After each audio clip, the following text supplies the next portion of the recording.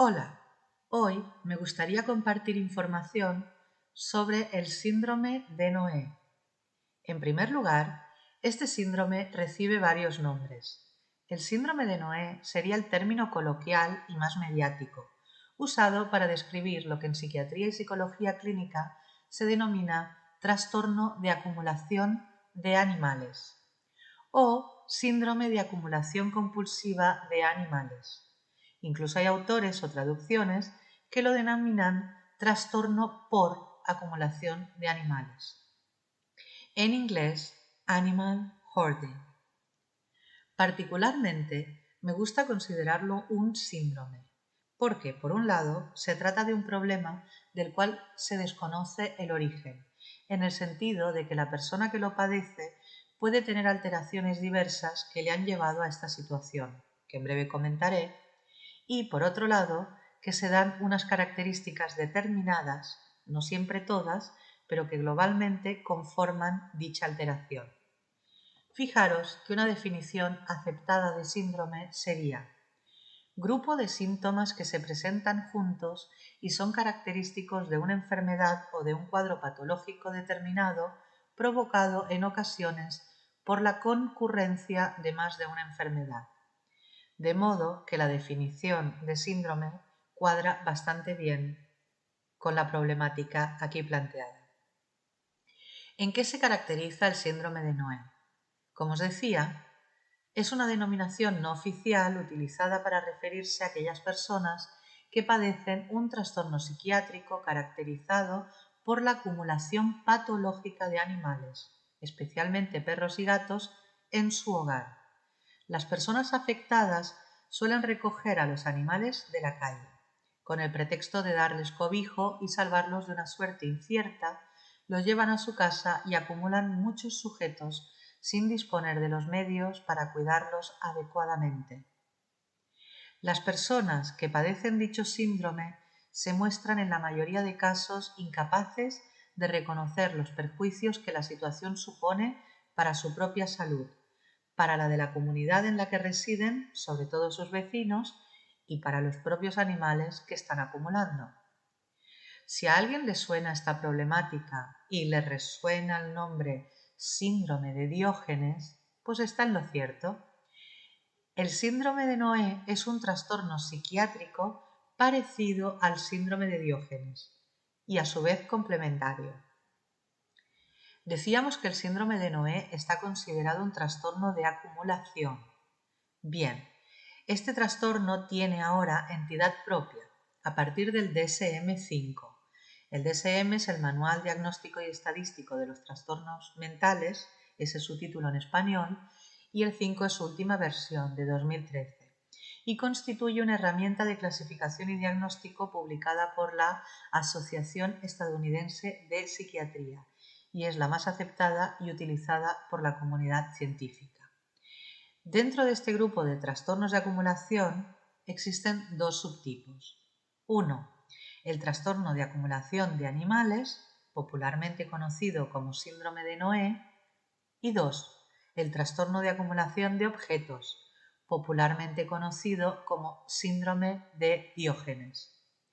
Sobre el síndrome de Diógenes me gustaría hacer próximamente otro vídeo y explicarlo en profundidad. Prefiero, por tanto, tratarlos de forma separada para no extenderme tanto, pero es inevitable hacer ahora alguna mención. Sí me parece importante decir que ambas manifestaciones responden a idénticas o similares etiologías, orígenes, y que además en muchos casos ambos trastornos se dan al mismo tiempo, es decir, concurren. Que acumula objetos llegando a vivir hacinada y con una falta significativa de higiene, acumula a su vez animales de compañía, reduciendo aún más el espacio vital y la higiene. Se considera que alrededor del 50% de las personas que padecen síndrome de Noé también padecen síndrome de Diógenes. Otras fuentes hablan de que entre el 80 y el 90% de las personas con trastorno de acumulación de animales también adquieren artículos en exceso. Por ejemplo, libros, revistas, baratijas de todo tipo, al menos acumulan un poco. También cabe decir que la acumulación suele ser un trastorno crónico, difícil de diluir. En el caso de los objetos puede iniciarse en la adolescencia y poco a poco acentuarse y cronificarse, siendo más grave en edades más avanzadas. Por tanto, para estas personas desprenderse, desechar las posesiones acumuladas, suele provocar una angustia significativa. Como les provoca esta angustia, tienen un rechazo a desprenderse, incluso de forma testaruda y violenta. Para Mas Inri, el trastorno de acumulación de animales ha sido mucho menos estudiado que el de acumulación de objetos.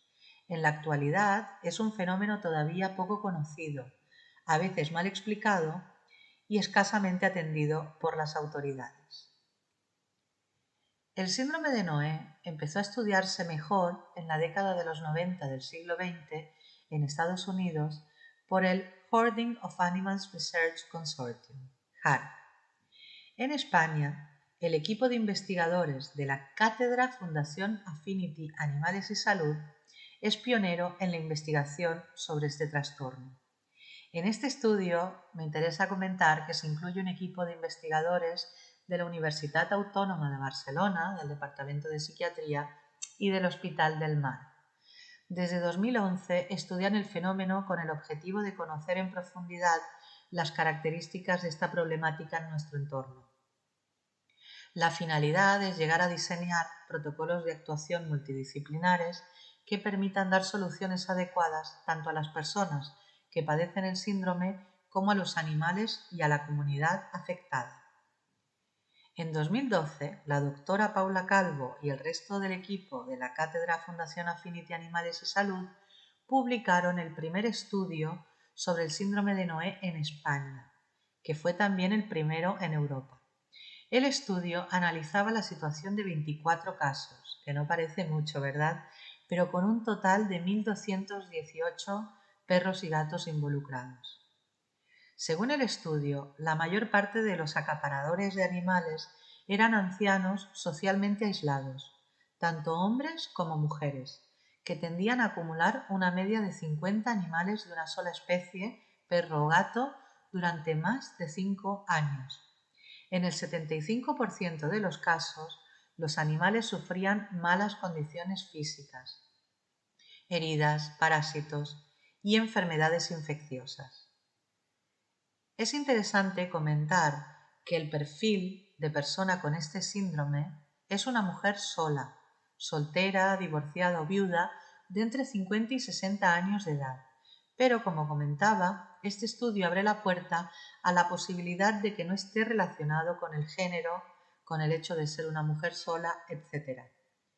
Sobre las conclusiones obtenidas, la doctora Calvo explica que la acumulación de animales debería ser considerada como una forma de abuso y tenencia irresponsable. Nos explica que muchas veces estos animales tienen que ser eutanasiados debido a su pésimo estado de salud y que requieren atención veterinaria, además de mostrar graves problemas de comportamiento. Y entonces quiere decir que no son perros o gatos fácilmente adoptables, y esto perjudica a las instituciones de protección animal y a las personas que trabajan con estos animales rescatados. Decíamos, por tanto, que el síndrome de Noé es un peligro para la salud pública. La acumulación de animales supone una seria preocupación a nivel de salud, tanto para los ocupantes del hogar donde se acumulan como para el vecindario. Hablamos de riesgos de incendio a causa del exceso de objetos que muchas veces también se amontonan junto a los animales, el daño de la red eléctrica, el bloqueo de la salida de agua, por tanto inundaciones, la infestación por insectos o plagas de roedores, el peligro de zoonosis, que son enfermedades transmitidas de animales a personas, etc. Además, hay que tener en cuenta las grandes acumulaciones de heces y orina, que pueden dañar las viviendas de forma permanente y pueden suponer una liberación de bioaerosoles tóxicos, creando problemas de malos olores a los vecinos, enfermedades respiratorias e infecciosas, etc. Entonces, ¿cómo reconocer un caso de síndrome de Noé? Es importante aprender a reconocer este trastorno, ya que la mayoría de las veces son los propios vecinos quienes alertan del problema a las autoridades y hacen posible que estos animales sean rescatados y la persona acumuladora pase a recibir ayuda o tratamiento. Pensad que normalmente no son personas que pidan ayuda por su propia cuenta. La acumulación patológica de animales puede definirse según los siguientes criterios. 1. Tener un número atípico y excesivo de animales de compañía. Este solo no sería. 2. Negligencia en la tenencia de estos animales. No se les puede ofrecer los cuidados básicos de nutrición, de cobijo, etc. En muchos casos ni siquiera se les deja alimento o agua a disposición. Como consecuencia, muchos enferman o mueren por desnutrición, propagación de enfermedades, como decíamos, falta de curas de heridas o problemas médicos. 3. Negación de la persona acumuladora de su incapacidad para cuidar adecuadamente de los animales. 4. Negación del impacto de su negligencia sobre la salud y el bienestar de los animales, la casa, los ocupantes del hogar y el vecindario. 5.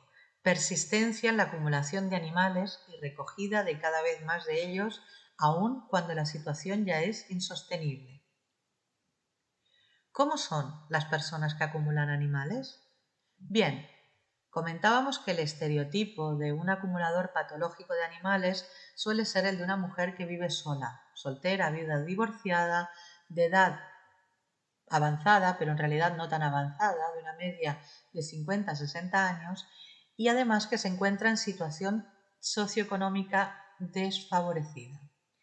Pero, aunque los datos apoyan este perfil general, se han encontrado casos de síndrome de Noé en todos los estratos sociales, independientemente del género y de la edad también. Como comentaban en el estudio de Affinity, y explica la doctora Paula Calvo, nos dice: la acumulación patológica no entiende de edad, ni de género, ni de fronteras socioeconómicas. En cuanto a la percepción social, cada vez menos, pero en algunos casos, los medios de comunicación presentan a las personas que padecen síndrome de Noé como una especie de héroes rescatadores de animales. Esta imagen distorsionada es muy peligrosa, ya que nunca debería confundirse la acumulación patológica con los proyectos legítimos de protección animal. También considero que hacer burla de quienes padecen este trastorno, como el ejemplo de la loca de los gatos de los Simpsons, no ayuda tampoco a abordar con sensibilidad y respeto la problemática. Ante todo, empatía y respeto a todo el mundo, y más a quien padece un problema mental que no ha elegido tener. Siguiendo con el tema de los criterios diagnósticos, en 2006 un grupo de expertos desarrolló una tipología de los acumuladores de animales distinguiendo varios tipos. Realmente aún no hay mucho acuerdo o evidencia científica, pero los citaré muy brevemente. Los tipos de acumuladores serían sobrecargado, rescatador y explotador. En cuanto al sobrecargado, es el más común. Los cuidadores sobrecargados adquieren animales pasivamente, frecuentemente alojando de 15 a 30 mascotas. A menudo son personas socialmente aisladas cuya autoestima está ligada a su papel de cuidadores.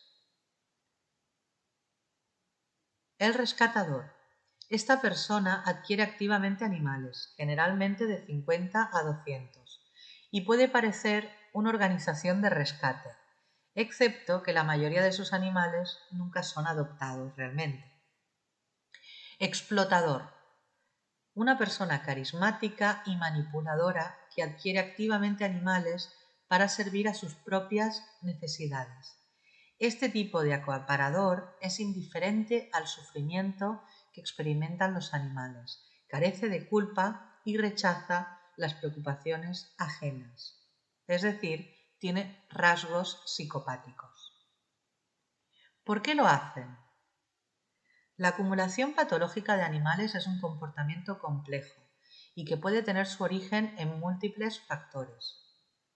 Suelen ser consecuencia de una serie de experiencias traumáticas, habitualmente durante la etapa infantil, que dan lugar a estilos disfuncionales de afiliación social, de apego, y llevan a desarrollar comportamientos adictivos y compulsivos. A veces el detonante puede ser una crisis como perder el empleo, algún ser querido, etc., que impulsa a estos enfermos a buscar apoyo en los animales, pero sin control. Las personas que padecen síndrome de Noé acumulan animales de forma compulsiva para llenar vacíos de necesidades afectivas humanas, mientras que las necesidades reales de los animales son ignoradas. En ocasiones, los afectados por este trastorno enmascaran una enfermedad explicándola como actividades de rescate de animales o incluso llegan a decir que funcionan como refugio o protectora. Estos casos son de perfiles muy manipuladores y saben cómo hacer creer a los demás que lo que hacen es loable y perfectamente justificable. Antonio Bulbena, que es director del Departamento de Psiquiatría y Medicina Legal de la Universitat Autònoma de Barcelona, miembro fundador del Instituto de Neuropsiquiatría y Adicciones del Hospital del Mar y uno de los especialistas en este ámbito y en la investigación antes citada, nos comenta que es un trastorno y probablemente una forma de huir de la soledad, que responde al miedo a no ser útil, a no ser querido y a que nos rechacen. Bien, en cuanto al origen, ¿qué hay de base que puede explicar el síndrome? Tenemos las siguientes posibilidades. Demencia. Bien, un signo de alarma del comienzo de una demencia podría ser esta acumulación compulsiva. Trastorno delirante. Las personas acumuladoras creen firmemente que tienen una habilidad especial para comunicarse con los animales. Además, insisten en que sus animales están bien alimentados y gozan de buena salud. Esto representa un sistema de creencia fuera de la realidad. Un hallazgo interesante también es que, fuera del contexto de su relación con los animales, estas personas pueden parecer a los ojos de los demás razonables y sanas.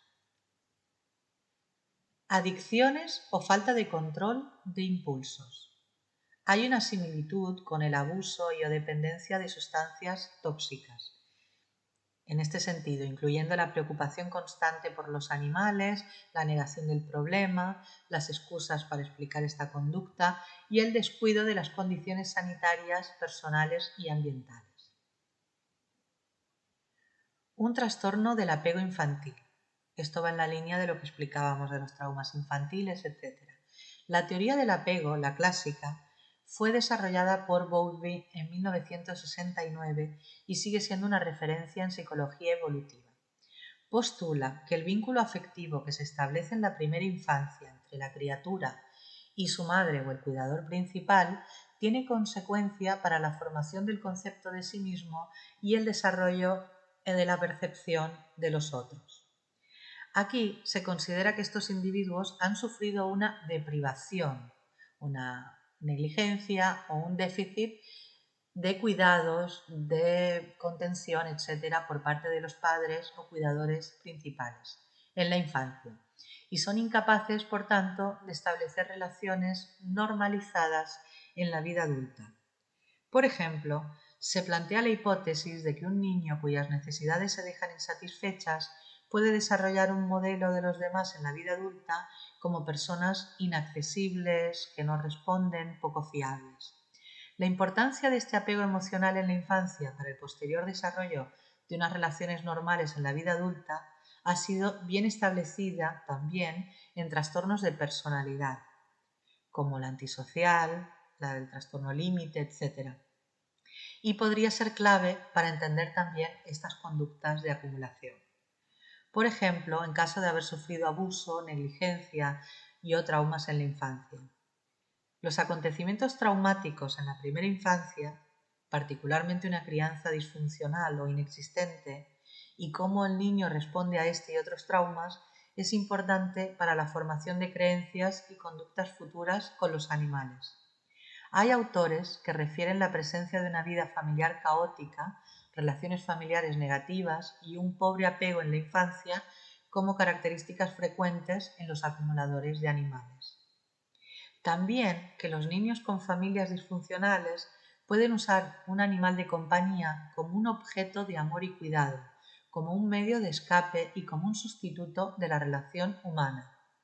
Que utilicen a los animales como objeto para reparar sus carencias afectivas y de autoestima. Incluso, en el caso de estos acumuladores, atribuirles características humanas, celebrar sus cumpleaños, hacer ceremonias de entierros o incluso llegar a ser incapaces de desprenderse de los animales muertos. Homenajear a tu mascota no es malo en sí mismo, pero si aglutinamos comportamientos o llevamos estos actos simbólicos al extremo y hasta el punto de no desprendernos de los cadáveres, estaríamos tratando a nuestras mascotas, obviamente, de forma inadecuada. Trastorno obsesivo-compulsivo. Bien, el síndrome de Noé había sido conceptualizado como síntoma o subtipo del trastorno obsesivo-compulsivo, TOC.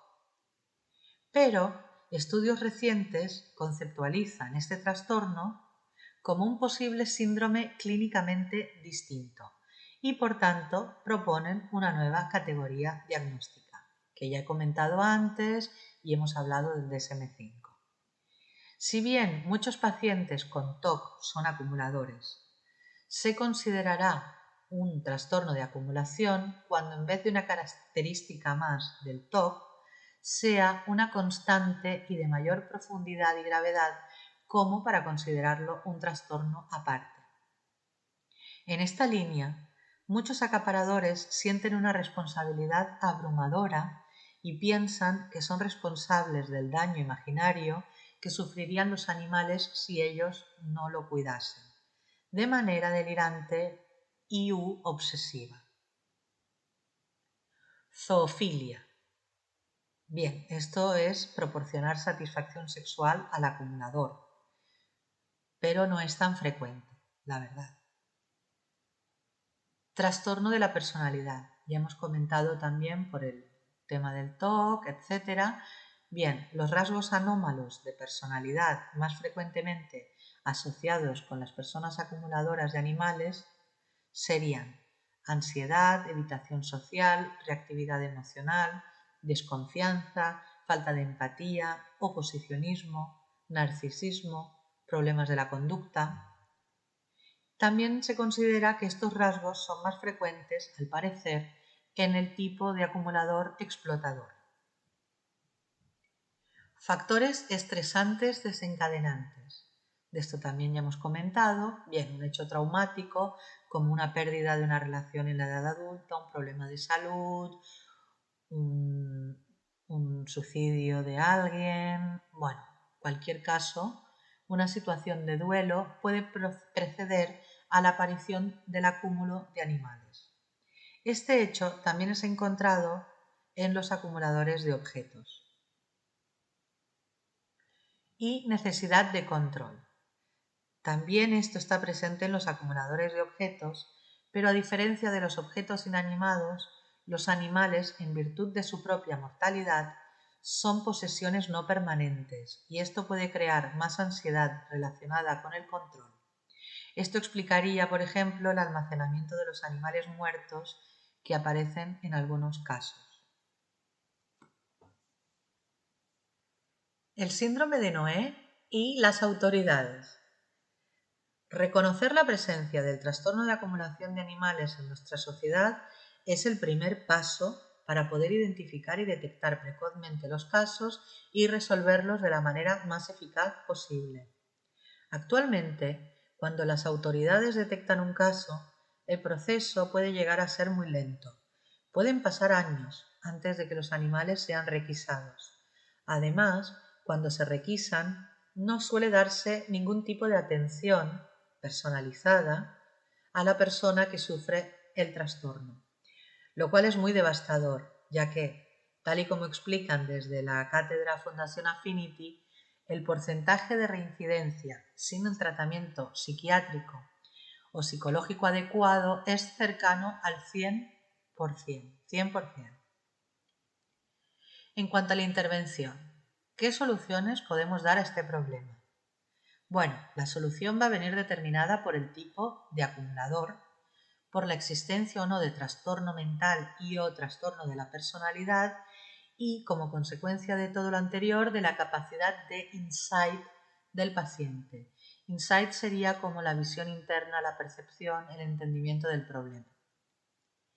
En algunos casos, como el del acumulador explotador, que como decíamos tiene rasgos psicopáticos, al tratarse de una conducta cruel con los animales, la denuncia incluiría una base penal.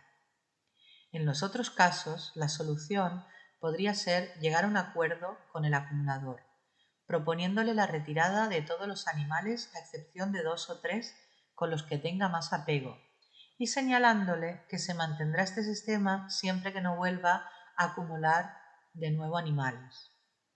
Al mismo tiempo, y si observamos que el aislamiento social es un factor importante en el caso, el intento de aumentar las redes sociales de la persona acumuladora podría ayudar a acabar con esta conducta, si bien son personas que se han aislado y se aíslan enfáticamente. En los casos en los que no hay insight y se sospecha una enfermedad mental y o un trastorno grave de la personalidad, que lamentablemente son muchos casos, es preciso que intervengan los servicios de salud mental. Una vez atendido por estos servicios, se podrá solicitar legalmente, si vale la pena, la incapacitación civil del acumulador. Para esto hay que presumir que el acumulador carece de lo que en términos jurídicos se llama capacidad de obrar, es decir, la aptitud para regirse uno mismo, ejercer derechos y deberes de los que se es titular, ser capaz de actuar autónomamente y de administrar los bienes propios. Para que esto se lleve a cabo en un enfermo mental, debe reunir 3 condiciones. 1. Presentar una enfermedad o deficiencia psíquica. 2. Que esta enfermedad o deficiencia sea persistente, es decir, un trastorno que no haya mejorado ni que haya expectativas de que mejore con un tratamiento. Y 3. Que suponga el abandono o descuido de la salud de uno mismo, de sus obligaciones, de su patrimonio. Para este apartado supone que afecte una serie de áreas de funcionamiento personal relevantes. Son 4 las fundamentales: habilidades para llevar una vida independiente, habilidades económico-jurídicas administrativas, habilidades sobre la salud y de transporte y el uso o tenencia de armas, etc. Pero esto correspondería más al ámbito jurídico, etc. En cuanto al tratamiento médico psicológico de elección. Bien, por un lado tenemos lo puramente farmacológico y por otro lo más psicológico. En cuanto a un tratamiento farmacológico, no hay un tratamiento específico eficaz, no hay. Sí que suelen tratarse los problemas relacionados como ansiedad y o depresión, además de mitigar en general la sintomatología psiquiátrica, en el mayor de los casos con antidepresivos. Los más frecuentes son un tipo de antidepresivo denominado inhibidores selectivos de la recaptación de serotonina, ISRS. Siguen llevándose a cabo investigaciones para encontrar maneras más eficaces de usar medicamentos en el tratamiento del trastorno de acumulación compulsiva. Pero para ponernos un ejemplo, si la persona aparentemente padece de una demencia, bueno, aparentemente no, porque en ese caso se tiene que hacer una evaluación neurológica, neuropsicológica y tiene que haber un diagnóstico. Bueno, pues llegado ese momento puede haber también tratamientos, aunque tampoco hay nada 100% eficaz, no se curan las demencias hoy en día, ¿no? Pero sí que puede haber un tratamiento para la demencia que a lo mejor puede ayudar también a mitigar la sintomatología psiquiátrica y pues bueno, podría pasar que reduzca un poco esta conducta compulsiva. O sea que depende mucho también el abordaje del tipo de paciente y lo que le pasa y dónde está el origen de todo este problema. En cuanto al tratamiento psicológico, La intervención recomendada es las técnicas de cognitivo-conductual, de modificación de conducta, la terapia cognitivo-conductual y la psicoeducación.